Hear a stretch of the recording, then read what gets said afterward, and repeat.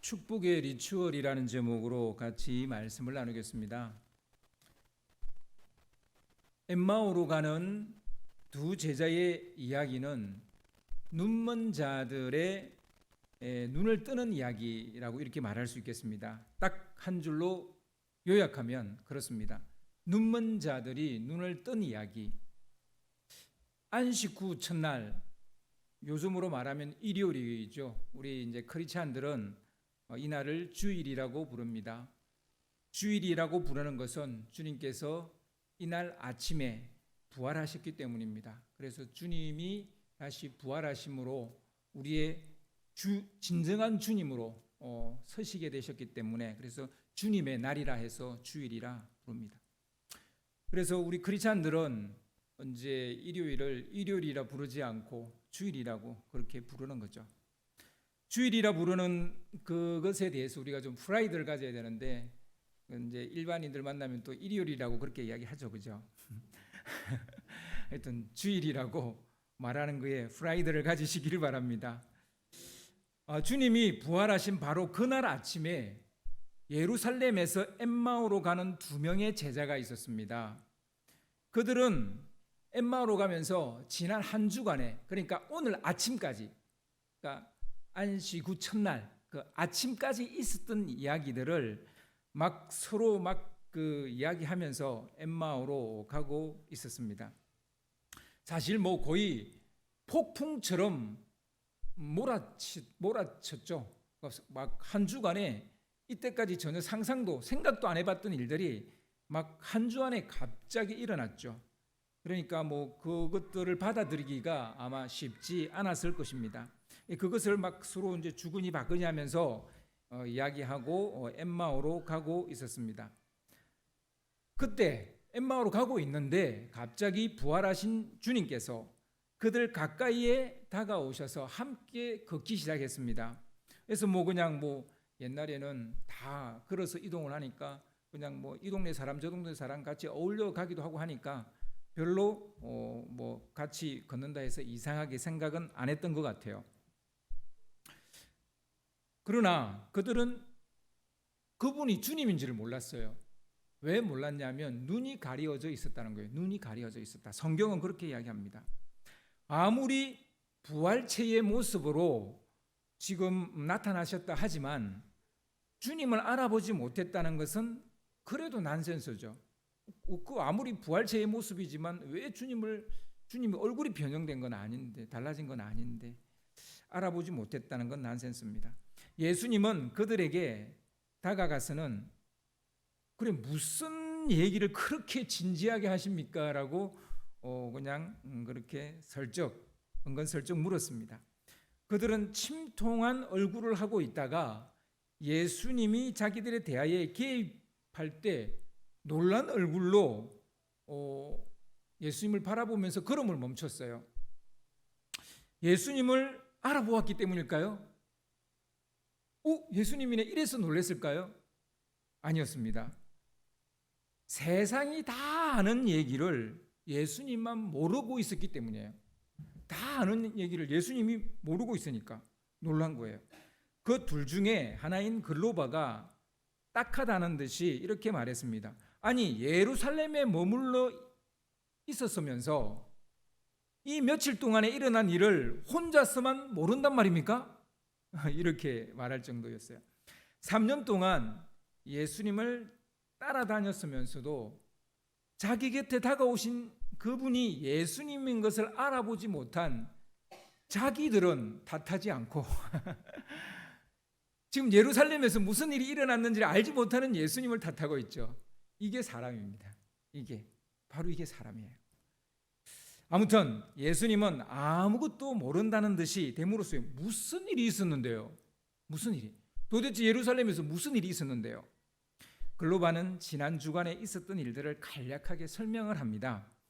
나사렛 예수와 관련된 일인데요. 그는 하나님과 모든 백성 앞에서 행동과 말씀에 힘이 있는 예언자이셨습니다.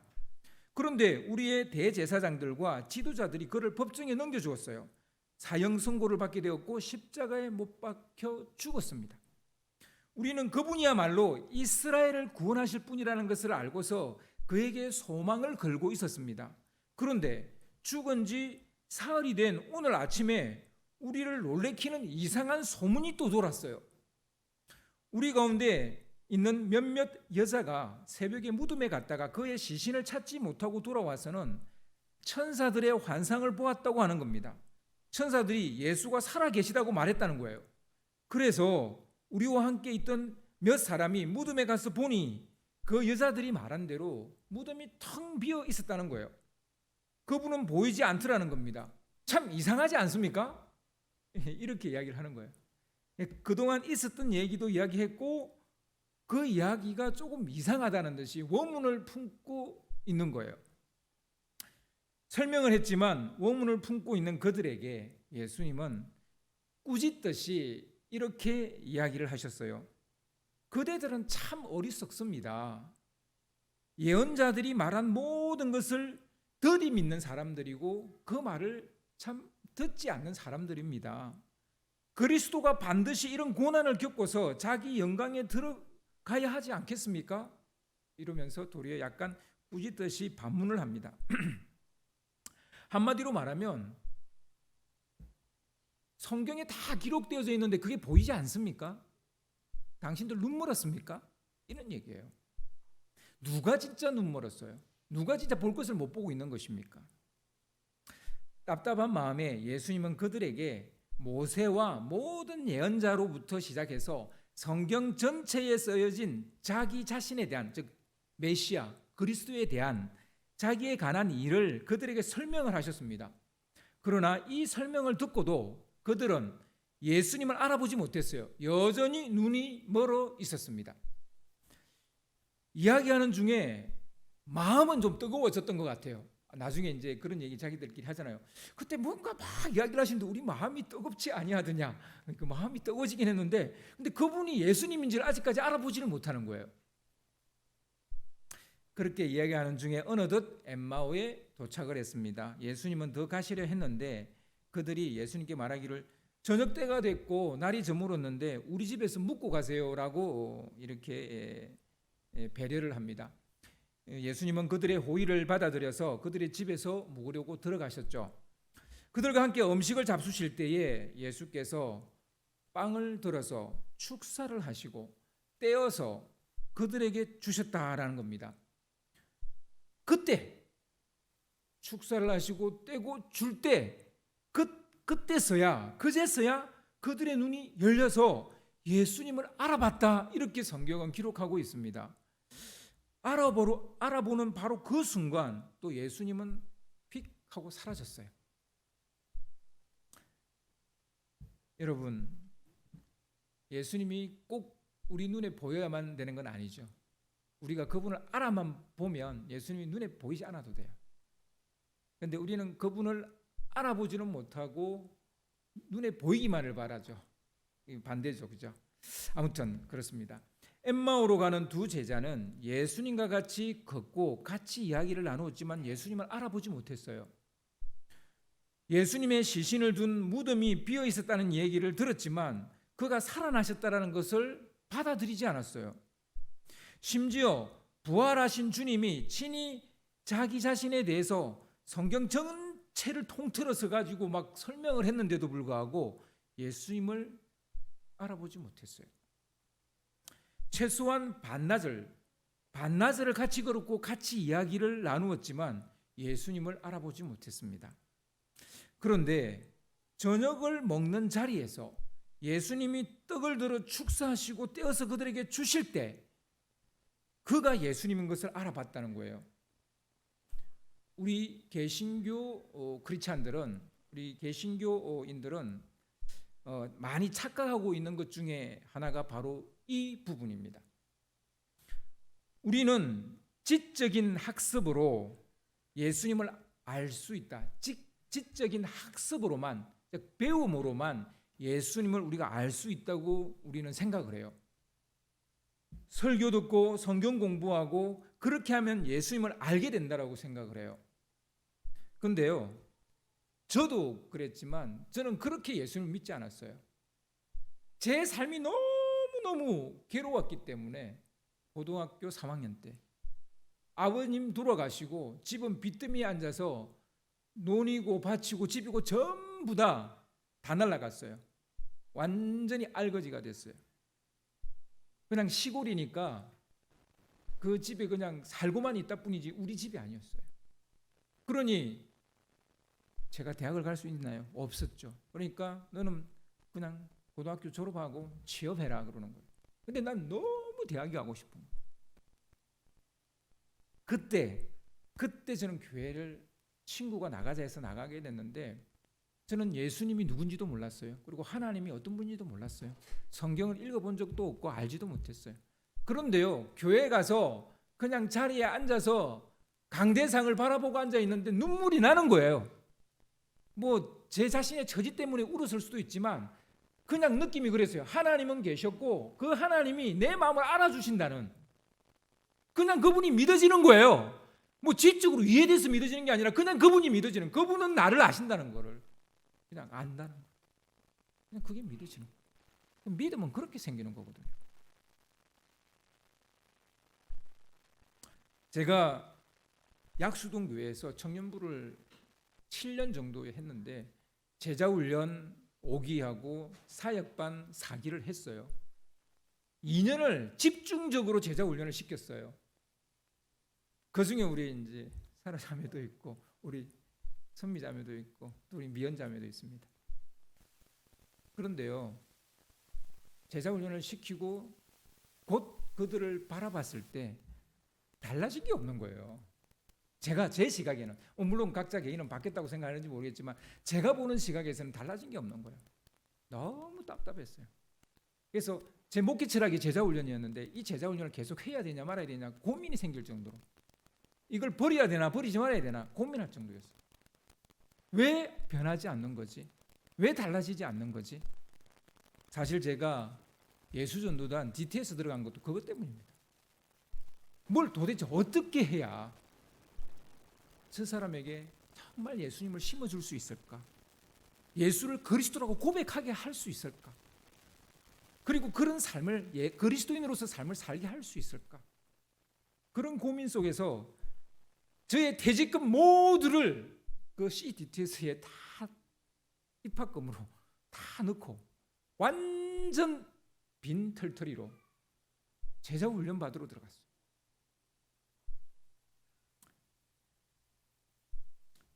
여러분, 지적인 학습으로 예수님을 알 수 있다는 것 착각입니다. 설교 듣고 성경 공부만으로 예수님을 알게 된다는 것 착각입니다. 그냥 마음을 내려놓고 예수님께 내 자신을 맡기세요. 그러면 그분이 여러분 10년 가운데서 역사하세요. 자꾸 내 지식으로 뭔가를 알려고 하는 순간 안 되는 거예요. 근데요, 오늘 말씀은 바로 설교, 성경 공부, 학습, 배움 이런 거와 반대되는 내용이에요. 오늘 말씀은 그 반대 이야기예요. 우리는 성찬을 통해서 혹은 공동체 식사를 통해서 우리의 영적인 눈이 뜨인다는 사실을 알아야 됩니다. 예수님이 직접 가르쳤어요. 예수님이 직접 반나절을 그들과 걸어가면서 성경 전체를 가르쳤어요.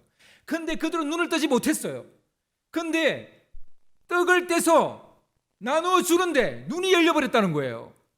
아시겠습니까? 이 사실을. 그런 거예요.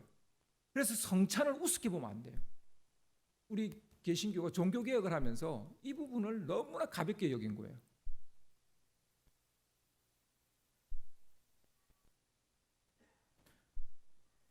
우리는 성찬을 통해서 혹은 공동체 식사를 통해서 우리의 영적인 눈이 뜨인다는 사실을 알아야 됩니다. 그래서 여러분, 예배드리고 식사하는 것은 2부 순서가 아니에요.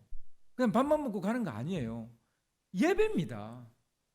그 식사하는 중에 서로 이야기 나누면서 서로의 삶을 갖다가 격려해주고 위로해주고 그러면서 나도 힘을 얻고, 그 식사 자체가 예배입니다. 그 식사 자체에 하나님이 우리 마음을 만져주신단 말입니다.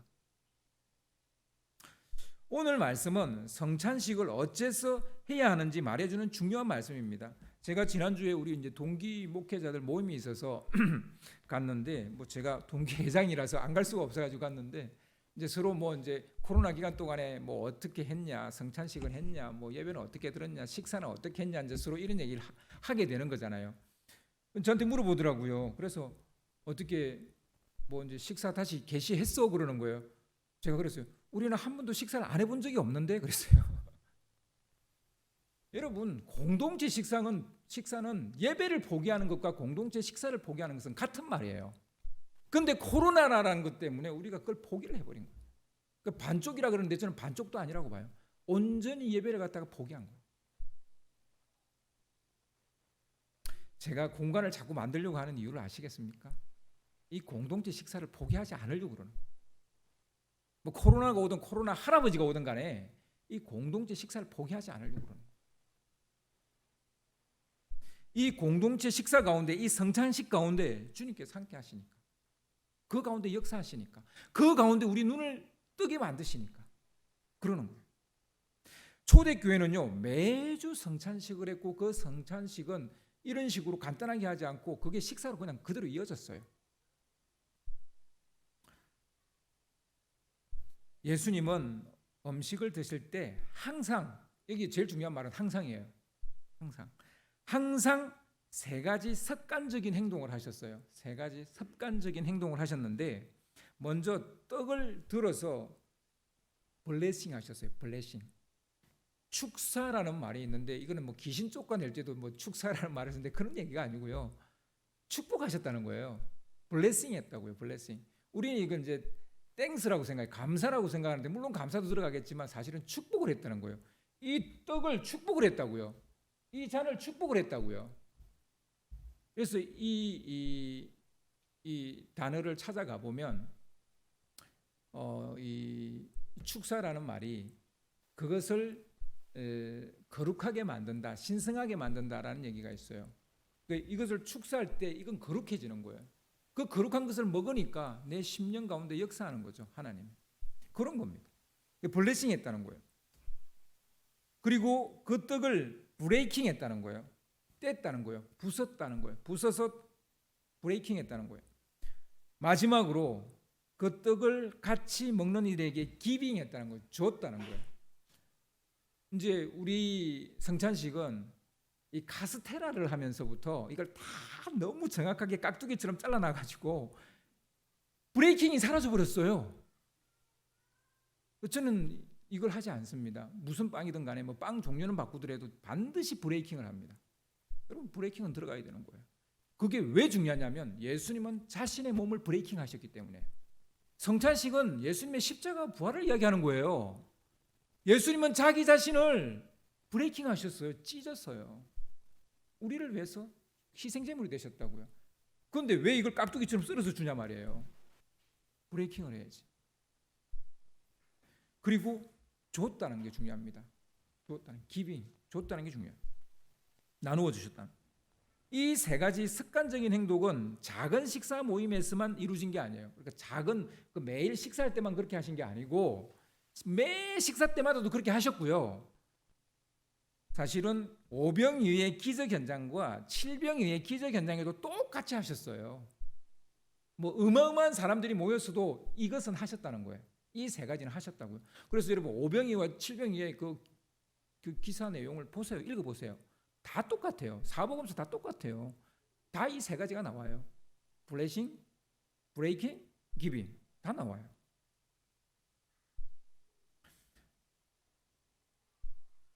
모임에 크고 작음을 떠나서 이 세 가지 행동은 일상 속에 녹아있는 예수님의 반복적인 행동 패턴이에요. 이런 것을 리추얼이라 그래요. 리추얼. 일종의 원식 같은 건데 의미가 들어가 있고 의도가 들어가 있는 원식이죠. 뭐 다른 말로 이제 루틴이라는 말을 쓰는데 루틴은 조금 가벼운 말이고요. 좀 리추얼이란 말이 좀 적당할 거라고 봅니다. 루틴은 단순한 반복 행동에 가깝다면 리추얼은 의도된 반복된 행동이라고 할 수 있습니다. 예를 들어서 축구 선수들이 이제 이렇게 교체될 때 들어가면서 보통 어떻게 합니까? 남미계 쪽 선수들은 이거 하고 들어가죠. 이러고 들어가잖아요. 선수들 그렇게 하는 선수들 많이 보셨죠? 그건 루틴이에요. 그런데 좀 더 의도되고 긴 어떤 좀 뭔가 의식이 따르는 거, 그런 거는 우리가 이제 리추얼이라고 이렇게 말할 수 있는데요. 이런 차원에서 예수님의 식사 기도는 루틴보다는 리추얼이라고 말하는 것이 더 맞을 것 같습니다. 리추얼은 보통 소소하지만 규칙적으로 행하는 습관 같은 거예요. 사소하고 단조로운 반복으로 보이지만 심리적 만족감과 성취감을 주는 중요한 삶의 기술입니다. 그건 루틴도 마찬가지예요. 그래서 운동선수들이나 뭐 이렇게 뭐 하여튼 이런 사람들이 이 루틴을 하는 이유가 다 그게 있는 거예요. 뭐 일기 쓰거나 기도문 작성 같은 것은 대표적인 리추얼이라고 할 수 있어요. 여러분 매일 뭔가 이렇게 일기를 쓰거나 뭐 기도문을 작성하십니까? 그렇다면 그것은 리추얼이에요. 아침에 커피를 내리고 모닝 커피를 마시거나 일어나자마자 뭐 이렇게 조깅을 하거나 이런 것은 대표적인 리추얼이라고 할 수 있습니다. 새벽 기도나 혹은 말씀 묵상이나 성경 읽기 같은 것도 대표적인 리추얼이라고 할 수 있습니다. 뭐 시간은 꼭 아침 아니어도 돼요. 리추얼이란 것은 반복적으로 계속하는 것을 의미하는 것이지 꼭 그게 아침에 해야만 리추얼이 되는 것은 아닙니다. 예수님에게서 볼 수 있는 대표적인 리추얼은 이 새벽 기도와 식사 기도라고 볼 수 있어요. 우리는 새벽 기도는 굉장히 중요하다고 생각을 해서 새벽 예배는 뭐 굉장히 이제 중요하게 생각해서 막 참석 많이 하죠. 근데 우리는 의외로 이 식사 기도를 굉장히 무가치한 것으로 여깁니다. 그렇지 않습니다. 굉장히 잘못된 생각이에요. 여러분, 예수님에게 어쩌면 이 새벽 기도보다는 식사 기도가 훨씬 더 리추얼이었다고 볼 수 있습니다. 항상 식사하기 전에 이걸 했다는 거예요. blessing, breaking, giving. 이 리추얼을 하셨다는 거예요. 그래서 저는요, 다른 것보다도 저희 가족이 지키려고 하는 것 중에 하나는 일단 식사 자리에 한순간, 그러니까 같은 시간에 식사 자리에 모여서 기도를 하고 밥을 먹는 거예요. 요즘 현대인들이 바쁘다는 이유로 이거를 포기해 버립니다. 가장 어리석은 그리고 슬기롭지 못한 저는 행동이라고 봅니다. 예수님은 새벽 미명에 혼자 조용히 하나님과 깊은 대화를 나누시는 것을 좋아하셨고, 즉 그런 리추얼을 하셨고, 그리고 식사할 때 꼭 떡을 들어서 축사를 하시고 떼어 나누어 주셨다라는 것입니다. 이것은 예수님의 오래된 습관이고 변하지 않는 행동 패턴입니다. 예수님의 찐 리추얼이란 말입니다. 이 리추얼을 제일 잘하는 민족이 누구냐? 유대인입니다. 유대인이에요. 엠마오로 가던 두 제자들은 어째서 예수님을 보고도 예수님을 알아보지 못했을까요? 예수님의 목소리를 듣고도 그의 가르침을 듣고도 예수님을 알아보지 못했을까요? 예수님이 십자가에 달려 죽으셨다는 기정사실이죠. 예수님이 죽으신 것은 이 기정사실을 전제로 하고 모든 것을 바라보고 이해하려 했기 때문이에요. 그러다 보니까 지금 살아나신 예수님을 봐도 이게 예수님인 줄을 모르는 거죠. 이런 고정관념을 깨트린 유일한 무기가 있었는데 그게 바로 예수님의 리추얼이었다는 거예요. 가르침도 아니었고요. 그리고 그들과 함께 시간 보낸 것도 아니었어요. 리추얼이었다고. 예수님의 이 단순한 세 가지 행동이 그들의 눈을 뜨게 만들었다는 겁니다. 그래서요, 여러분 어떤 사람을 알려고 하면 그 사람의 리추얼을 보세요. 그 사람의 리추얼이 무엇인지를 보세요. 그러면 그 사람이 어떤 사람인지 보입니다.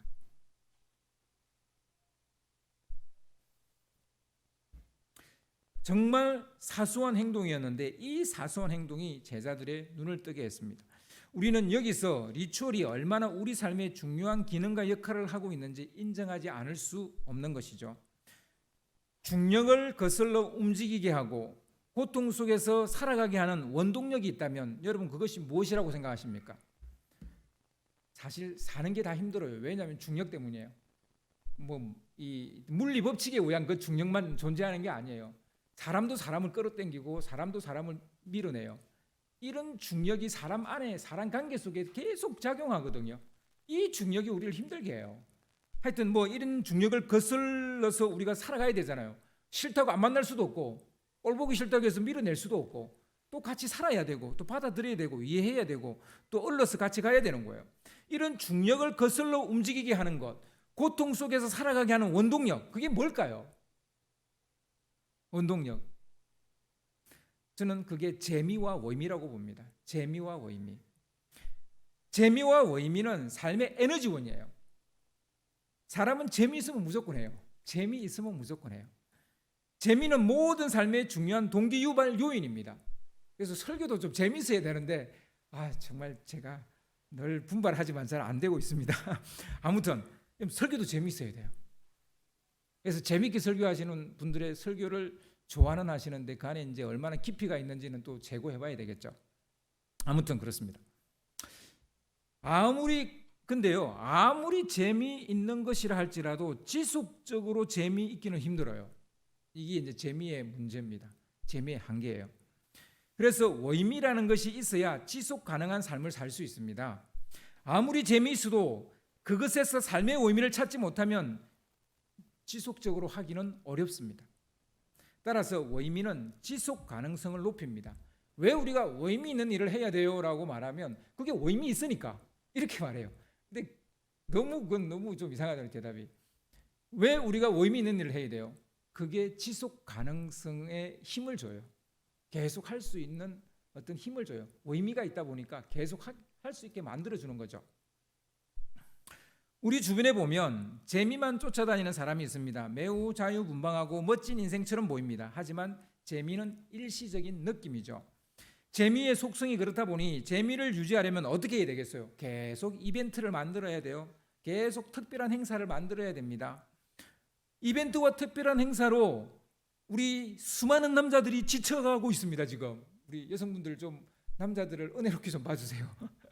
좀 이벤트 안 하더라도 좀 남자를 좀 사랑해 주세요. 이 수많은 남자들이 이 이벤트 때문에 지금 정말 이게 막 입에 거품을 내물고 있습니다. 근데 일단 이벤트를 해주면 좋거든요. 재미있거든요. 그러니까 이제 이벤트와 특별 행사를 막 하는 거예요. 근데 이 재미를 지속하려고 하지만 한계에 부딪힐 수밖에 없습니다. 팝스타나 영화배우들이 알코올 중독이나 마약 등으로 망가지는 이유도 사실은 이것 때문입니다. 너무나 갑자기 막 그 놀라운 것을 경험하게 되고 너무나 많은 사람들이 갑자기 자기를 좋아해주고 막 인기가 갑자기 치솟고 이렇게 되다가 갑자기 막 그게 떨어졌을 때 흥미가 탁 떨어져 버렸을 때 감당이 안 되는 거예요. 그러니까 이제 이런 히로뽕 뭐 이런 거로 잠시 기분을 좀 내려고 하다가 이제 중독이 되는 거죠. 거대한 세리모니나 이벤트를 계속 이어갈 수 없기 때문에 반복되는 일상에서 삶의 의미를 찾아야 돼요. 생각을 바꿔야 합니다. 화려한 이벤트보다 반복되는 삶의 패턴이 중요하다는 것을 인정하셔야 돼요. 따라서 이벤트로 일상의 반복을 깨트리지 않는 것이 사실은 지혜로운 생활이고 슬기로운 생활이에요. 가장 지혜로운 삶은 이벤트로 내 일상을 깨트리지 않는 거예요. 이 이벤트 한다고 뭐 좀 재미 좀 보려고 이벤트 했다가 내 일상이 다 깨지는 거예요. 공부하다가 너무 지겹고 힘드니까 게임했는데 나중엔 게임 시간이 더 길어요. 공부 시간보다. 그러니까 이벤트가 나를 잡아먹어버리는 거예요. 일상이 다 깨져버리는 거예요. 머리 좀 식히려고 갔는데 도리어 시간이 더 뺏겨가지고 내가 해야 될 일들을 제때 하지 못하는 경우가 허다합니다. 여러분, 이벤트로 여러분의 일상의 반복을 깨트리지 마십시오. 바보 같은 짓입니다. 저는 개인적으로 여행을 가더라도 자는 시간과 일어나는 시간을 바꾸지 않습니다. 아침에 성경 읽고 기도하는 것을 빼먹지 않습니다. 뭐 여행을 가든 어디에 가 있든 물론 부득이한 경우는 뭐 때로는 있기는 해요. 뭐 제가 완벽한 인간은 아닙니다. 그러나 될 수 있는 대로 그렇게 합니다. 자는 시간은 거의 365일 똑같아요. 일어나는 시간도 거의 똑같아요. 그리고 아침에 하는 일, 저녁에 하는 일 거의 똑같아요. 낮 시간만 좀 다르지 거의 똑같아요.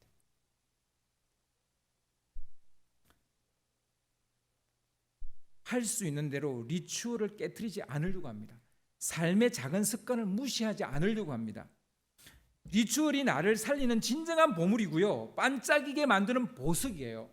여러분, 이벤트 아닙니다. 특별 행사 아니에요.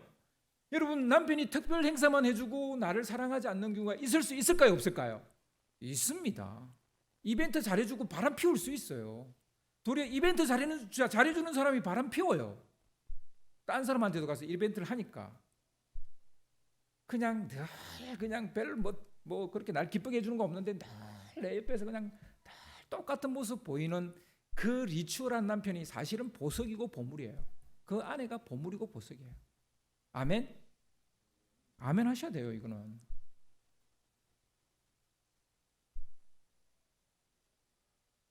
어느 순간부터 이 사실을 저는 알게 됐어요.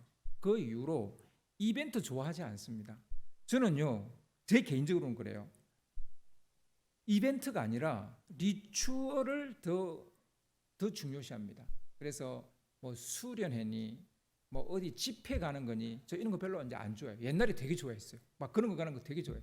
가서 배우고 싶어 했고 막 그랬어요. 그런데 어느 순간 제가 알게 됐어요. 그게 중요한 게 아니고 매일의 내 일상의 리추얼이 중요하다는 걸 알게 됐어요. 이것이 나를 지탱하고 나를 지키고 있다는 것, 이것이 내 생활을 알차게 만들고 있다는 것을 알게 됐지. 뭐 어느 날 갑자기 수련회 가서 뭐 큰 은혜 받고 와가지고, 아니요, 뭐든지요, 큰 걸 받게 되면 그 빈 공간, 그 다음에 돌아오고 난 다음에 그 빈 공간을 채우지 못해서 도리어 다운이 돼요. 대부분은 더 다운이 돼요. 제가 경험해 본 거예요. 그래서 여러분, 그런 것보다는 리추얼을 매일 성경 읽는 거, 매일 기도하는 거, 매일 말씀 묵상하는 거, 그게 사실은 여러분을 살리는 것입니다. 뭐 부흥회 가고 뭐 이런 거 아니에요. 근데 목사님들이 왜 그런 부흥회를 하십니까? 물론 특별한 은혜가 있긴 해요. 없다는 거 아닙니다. 있습니다.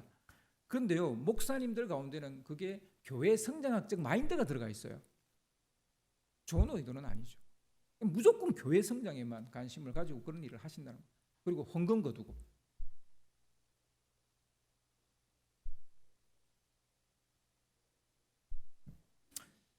나만의 시간을 지키게 하고 나로 살게 하는 리추얼이 여러분 있습니까? 나만의 시간을 지키게 만들고 나로 살게 만드는 리추얼 말입니다. 이벤트는 나를 나대게 하지 않아요. 특별한 행사는 나를 나대게 하지 않아요. 도리어 나를 이상하게 만들어요. 그런데요, 이 리추얼은 가장 나를 나대게 만들어요. 가장 나를 나로 살게 만들어요. 여러분, 그런 리추얼이 여러분 있습니까? 그런 습관이 있습니까? 그런 반복된 삶의 패턴이 있습니까? 습관을 따른다는 것은 무의식적으로 행동한다는 뜻입니다. 무의식적으로 행동한다는 말이 무슨 말입니까? 가장 자연스러운 것이고 가장 편안한 것입니다. 가장 평범한 습관이 가장 비범하게 만든다는 사실을 여러분 아십니까? 우리는 뭔가 대단한 걸 해야 비범해진다고 생각하지만 그렇지 않아요. 아주 사소한 평범한 것이 쌓여서 비범이 되는 것이지, 뭐 어느 날 갑자기 내가 뭔가 대단한 걸 해서 내가 비범해지는 게 아닙니다. 예수님의 식사 기도는 가장 평범한 리추얼이었지만 백약이 무효한 제자들의 눈을 뜨게 했습니다. 사실 제자들은 백약이 무효했어요. 뭘 해도 눈을 뜨지 못하는 거예요. 뭘 해도. 그런데 예수님의 이 리추얼이 그들의 눈을 뜨게 만든 거예요. 엘리야의 낙심과 절망을 끊어낸 것도 지진이나 불이나 바람이 아니었죠. 그런 이벤트적인 게 아니었어요. 매일 주님과 대화하듯 세미한 음성 속에서 자기가 이제 뭘 해야 될지를 알게 됐고, 그리고 그 절망과 낙심을 툴툴 털고 다시 일어설 수 있었어요. 그게 엘리야예요. 다니엘의 심지를 굳건하게 만들어 주었던 것은 매일 3번 예루살렘을 향해서 기도했던 것이었어요. 뭐 다니엘 어디 부흥회를 가고 그런 거 아니었단 말이에요. 그런데 다니엘 부흥회, 뭐 다니엘 기도 이런 게 있죠. 여러분, 그냥 매일 혼자서 주님 앞에 서면 돼요. 자기의 리추얼이 있으면 되는 거예요. 그러면 자기 신앙 지킬 수 있어요. 근데 이제 이런 분이 계세요. 이 리추얼조차 자기 위주로 하지 못하는 사람. 이런 사람은 부흥회를 좀 갔다 와야 돼요. 이런 사람은 가서 좀 은혜 받고 이제 그때부터 리추얼이 생겨야 돼요. 근데 이게 안 생기면 도루묵이에요. 소용이 없어요.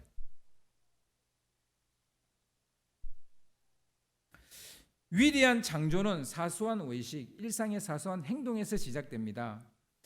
무슨 뭐 예술가들의 뭐 대단히 창의적인 어떤 작품, 그거 보면요 굉장히 평범한 거 뭐 그 소변기 거꾸로 뒤집어 놔놓고 뭐 이게 예술품이라 이렇게 이야기하는 거예요. 굉장히 소소하고 사소한 것 가지고 그게 뭐 대단한 예술품이라고 그렇게 이야기하거든요. 눈썹도 없는 모나리자가 책에서 제일 비싼 그림이에요. 여러분, 위대한 영감도 평소에 하는 삶의 반복에서 나온다는 걸 아십니까? 무슨 어디 뭐 대단히 좋은 데 가야 영감이 생기는 게 아니라 평소에 내가 늘 하는 거 하다 보면요 거기서 영감이 생겨요. 위대한 결단과 실행력도 평소에 반복하는 리추얼에서 나온다는 걸 우리는 알아야 됩니다. 사소한 반복적인 일상과 평범한 리추얼에 실패하면 인생도 실패해요. 실패합니다. 평화와 안정감도 소소한 일상의 반복에서 나옵니다. 여행 갈 때마다 느끼는 감정인데요, 불편해요. 항상 불편해요. 자는 것도 불편하고 어디 앉기도 불편하고 눕기도 불편하고 집이 제일 편해요. 근데 여행 한 번씩 가고 싶죠. 가야 됩니다. 그런데 진짜 편한 것은 내 일상인 거예요. 그게 사실은 제일 편해요. 가장 편안하고 만족스러운 것은 일상을 잃지 않는 거예요. 일상을 매일 하는 말씀 묵상하고 매일 큐티하고 매일 기도하는 거 기도하고 그게 가장 편하고 좋은 거예요. 사실은 반복적인 습관인 리추얼은 게으름과 나태함에 틈을 주지 않는 거죠. 이 리추얼이 없으면요 완전히 상황에 휘둘립니다. 상황에 휘둘려서 해야 될 거 안 하게 되고 나태해지고 게을러집니다. 그럼 무질서가 생기는 거예요. 근데 리추얼은 우리 가운데 질서를 주는 겁니다.